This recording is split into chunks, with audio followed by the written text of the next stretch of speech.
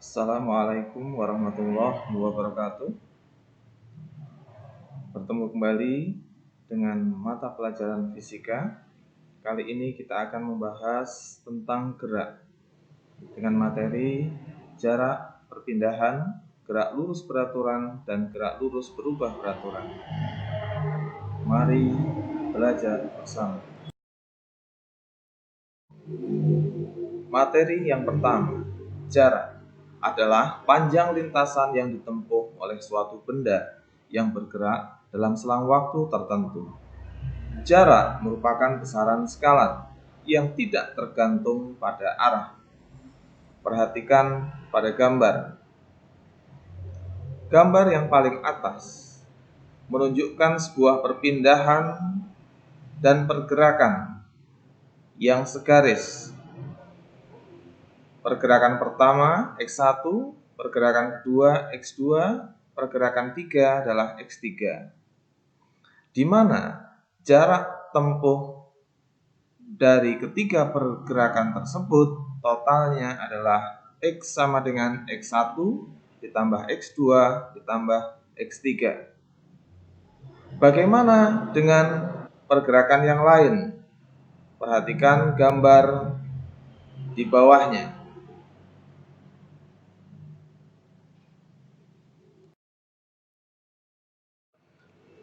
Materi selanjutnya, perpindahan.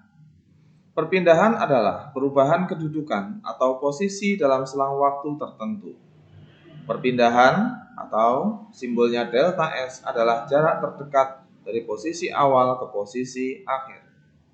Perpindahan merupakan besaran vektor yang memiliki besar dan arah. Perhatikan gambar. Gambar paling atas menunjukkan sebuah perpindahan dari titik awal ke titik akhir dengan 3 kali pergerakan. Perpindahan pada gerakan tersebut adalah X1 ditambah X2 ditambah X3. Bagaimana jika terjadi perpindahan yang tegak lurus? Perhatikan gambar kedua. Pada gambar kedua, terjadi perpindahan dari titik awal ke titik akhir, di mana perpindahan pertama pada arah horizontal, perpindahan kedua pada arah horizontal, dan perpindahan ketiga pada arah vertikal, lurus ke atas. Maka perpindahannya dapat ditentukan dan dihitung dengan menggunakan rumus Pythagoras. Perhatikan rumusnya. Delta S sama dengan akar dari penjumlahan X1 tambah X2 dikuadratkan ditambah X3 kuadrat. Perhatikan gambar di bawahnya dan analisisnya. Contoh, pada suatu hari, Agus berlari mengelilingi lapangan sepak bola. Panjang lapangan tersebut adalah 100 meter dan lebarnya 50 meter. Agus berangkat dari titik A dan berhenti di titik C dengan melewati titik B. Tentukan jarak dan perpindahan yang ditempuh oleh Agus.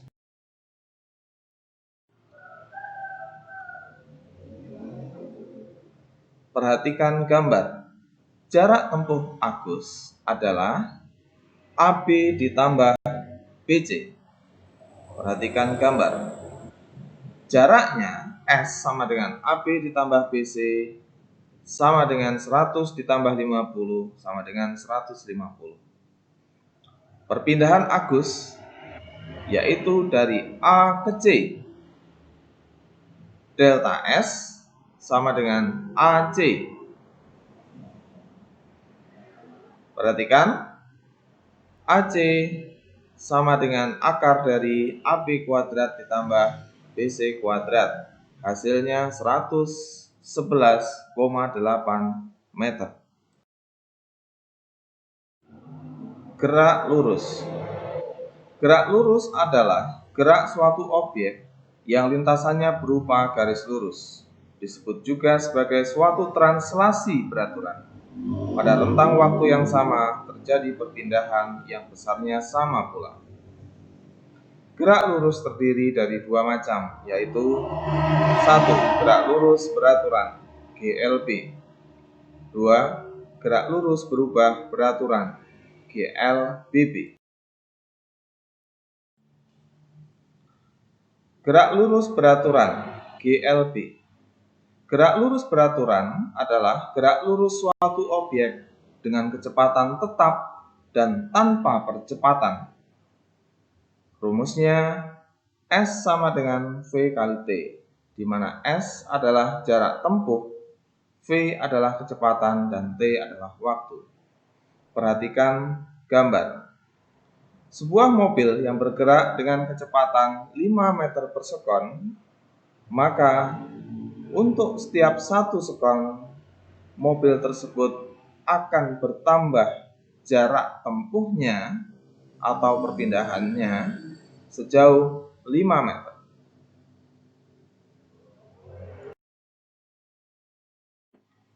Gerak lurus berubah beraturan GLBB. Gerak lurus berubah beraturan GLBB adalah gerak lurus suatu objek di mana kecepatannya berubah terhadap waktu akibat adanya percepatan yang tetap atau teratur. Macam dari GLBB adalah 1. GLBB arah horizontal atau mendatar. 2. GLBB arah vertikal seperti gerak jatuh bebas GJB dan gerak vertikal ke atas atau GV. Pada GLBB berlaku rumus S sama dengan V0 kalikan T ditambah setengah kalikan A kalikan T kuadrat. Rumus kedua, V sama dengan V0 ditambah A kalikan T. Rumus ketiga, VT kuadrat sama dengan V0 kuadrat ditambah 2 kali A kali S. Perhatikan keterangan dari macam-macam simbol rumus tersebut. VT adalah kecepatan akhir, V0 adalah kecepatan awal, A adalah percepatan, satuannya meter per sekon kuadrat, nilainya bisa positif, yang artinya percepatan, dan juga bisa negatif, artinya perlambatan. T adalah selang waktu, S adalah jarak tempuh. Contoh soal GLBB. Sebuah benda bergerak dengan percepatan 5 meter per sekon kuadrat dari keadaan diam. Hitunglah jarak dan kecepatan yang ditempuh benda tersebut setelah 10 sekon atau 10 detik berturut-turut. Diketahui V0 sama dengan 0 karena diam posisi awalnya. Percepatan A sama dengan 5 meter per sekon kuadrat. Lalu T, waktu gerakan, yaitu selama 10 sekon.